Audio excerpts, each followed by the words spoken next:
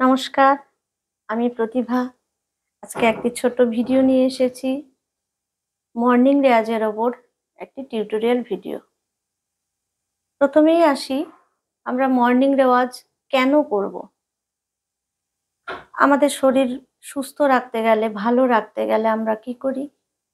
ঘুম থেকে উঠে সকালে শরীর চর্চা করি, অর্থাৎ ওয়ার্ম আপ করি।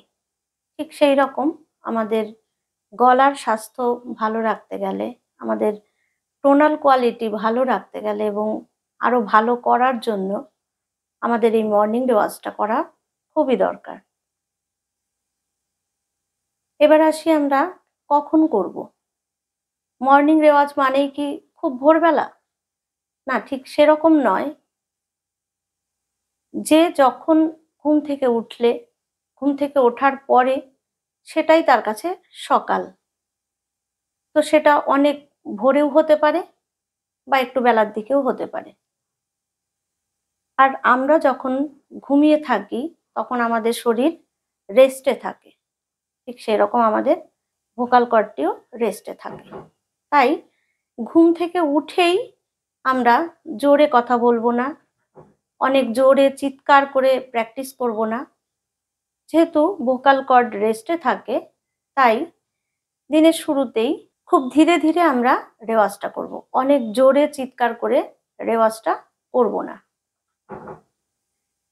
এবার মর্নিং রেওয়াজ যেটা পরপর করব সেটা আমি স্টেপ বাই স্টেপ বলে দিচ্ছি, এবং ভিডিওর শেষে আমি একটা স্ক্রিনে পুরো এই টিউটোরিয়ালের ক্লাসটার একটা বোর্ড ওয়ার্ক করে দেব।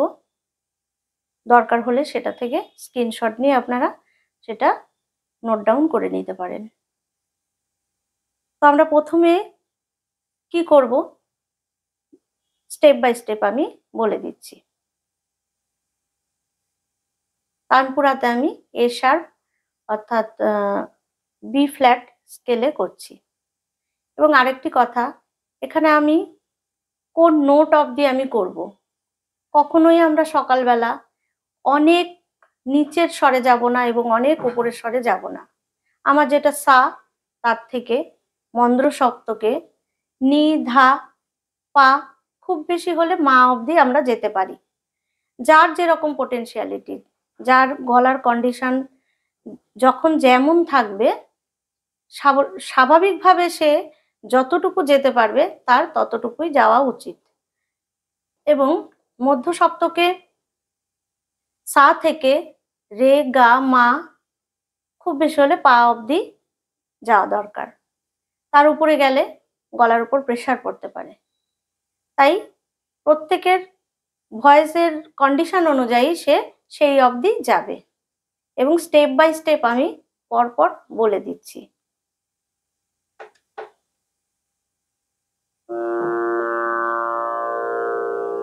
ফার্স্ট স্টেপে আমরা হামিং করব, যেটা মুখ বন্ধ করে হামিং। এটা 10 টাইম করব এবং ফুল ব্রিথ নিয়ে, মানে শ্বাসটা ভরে পুরো শ্বাসটা আমরা যতক্ষণ বার করব ততক্ষণ হামিংটা করব। এবং যতটা টাইম, যতটা লেন্দি করা যায়, যতক্ষণ আমার দম থাকবে ততক্ষণ ধরে হামিংটা একদম শেষ অবধি করব। এবং এটা 10 টাইম বা 10 বার, মিনিমাম 10 বার করব। কেউ যদি এর থেকে বেশিও করতে পারে, 15 বার 20 বার করতে পারে, তবে মিনিমাম 10 বার করা দরকার।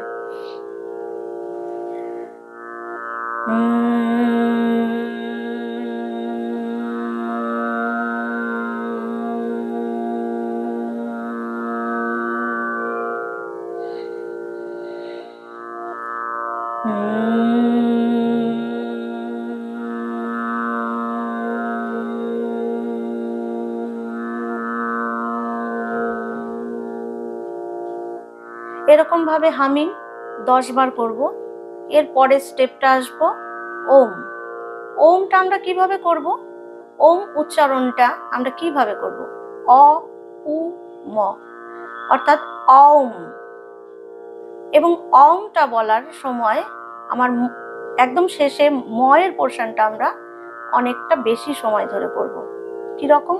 এই ওমটাও আমরা 10 টাইম অথবা 10 বার করব। কিরকম করব সেটা আমি দেখাচ্ছি। প্রথমে শ্বাস ভরে নেব, তারপরে ধীরে ধীরে শ্বাসটা ছাড়ব।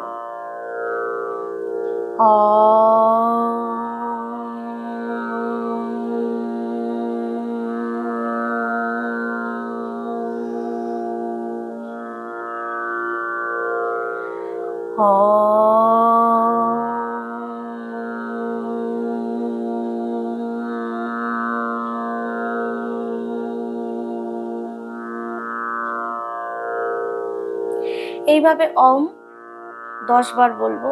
এবং এই প্র্যাকটিসগুলো করার সময় আমি যদি আমার আরাধ্য দেবতা বা মা সরস্বতী আমার এই কপালে এখানটায় আমরা কল্পনা করতে পারি, সেটা আরো অনেক বেশি ইফেক্টিভ হয়। সেটা এক ধরনের মেডিটেশন। আর সঙ্গীত মানেই সাধনা, সেটা আমরা যদি এক মনে চোখ বন্ধ করে আমরা সেখানে কল্পনা করতে পারি, সেটা অনেকটা ইফেক্টিভ মনে হয়। এরপরে স্টেপটা আসবো, স্টেপ নাম্বার 3। সেটা হলো কিছু ভাওয়েল আছে, সেই ভাওয়েলগুলো দিয়ে আমরা উচ্চারণ করব এবং ভাওয়েলগুলো দিয়ে প্র্যাকটিস করব। কিরকম? এগুলো প্রত্যেকটা ভাওয়েল আমরা 5 টাইম করে করব।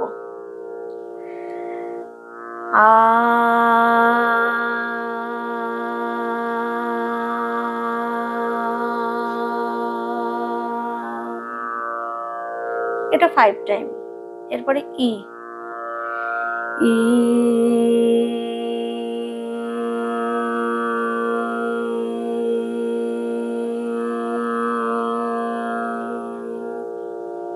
5 টাইম।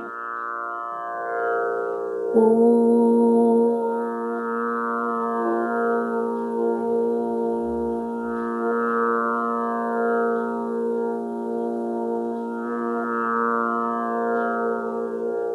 5 টাইম।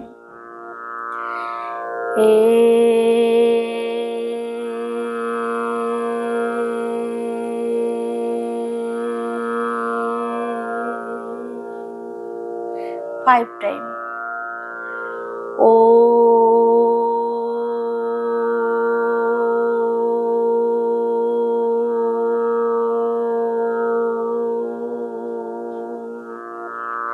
5 টাইম।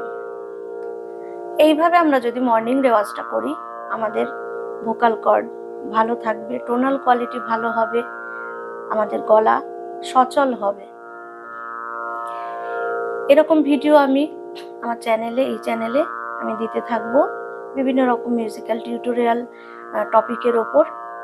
আপনারা প্লিজ আমার চ্যানেলটি সাবস্ক্রাইব করবেন এবং আরও কোনো টপিকের ওপর যদি আপনারা ভিডিও দেখতে চান সেটাও আমাকে জানাবেন কমেন্টে। এবং আজকের ভিডিওর ওপর, আজকের টিউটোরিয়াল ক্লাসের ওপর যদি আপনাদের কোনো কোশ্চেন থাকে সেটাও একটু আমাকে জানাবেন। এবং আপনাদের কোনো মতামত থাকলে কোনো রকম আমাকে জানাবেন। নমস্কার।